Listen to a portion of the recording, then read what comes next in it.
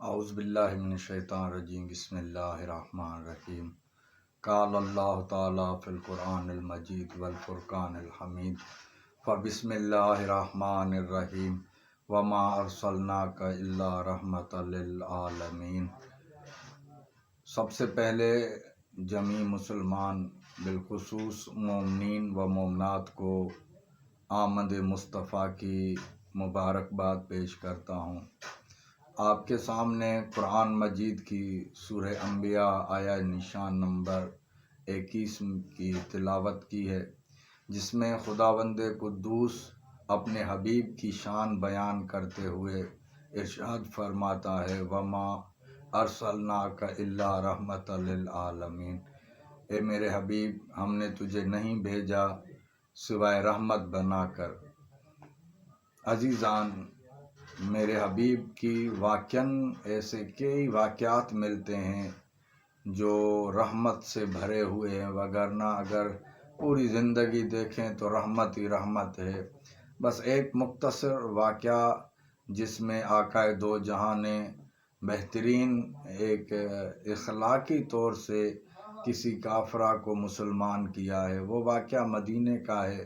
جب آقا دو جہاں مسجد کی طرف کسی گلی سے گزرتے تھے تو اس گلی میں ایک گھر تھا جہاں پر کوئی ضعیفہ رہتی تھی، اور وہ ضعیفہ روزانہ کیا کرتی تھی کہ اپنے گھر کی چھت سے گھر کا کوڑا کچڑا لے کر کھڑی ہوتی تھی۔ جب آقا دو جہاں جب وہاں سے گزرتے تھے تو وہ آقا دو جہاں کے اوپر گرا دیتی تھی۔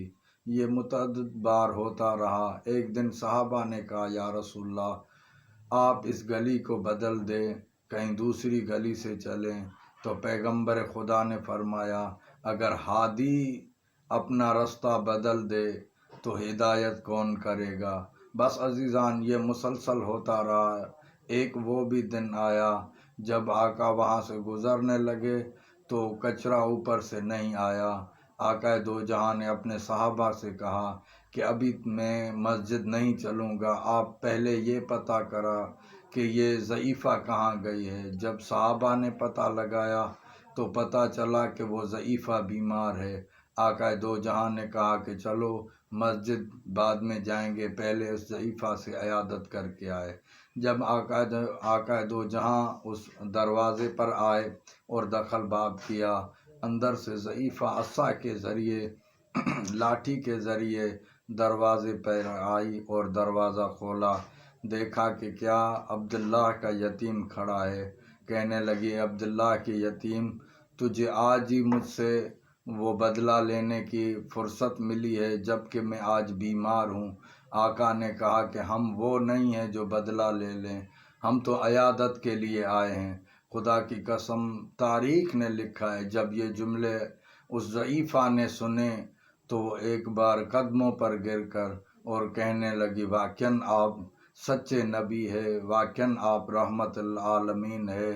چونکہ میں بار بار تجھے اذیت دیتی تھی لیکن آپ نے اس اذیت کا بدلہ یہ نہیں دیا کہ مجھے تکلیف پہنچائیں، بلکہ میرے تکلیف والے وقت میں آپ نے آ کر عیادت کی۔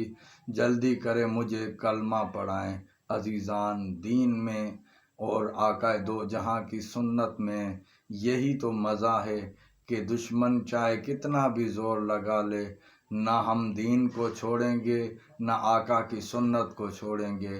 اور آپ سب کے لیے یہ میرا پیغام ہے کہ خدا را جاہلوں کی جہالت کو مت دیکھو، اگر دیکھنا ہے تو آقا کے دین کو دیکھو، دیکھنا ہے تو آقا کی سیرت کو دیکھو۔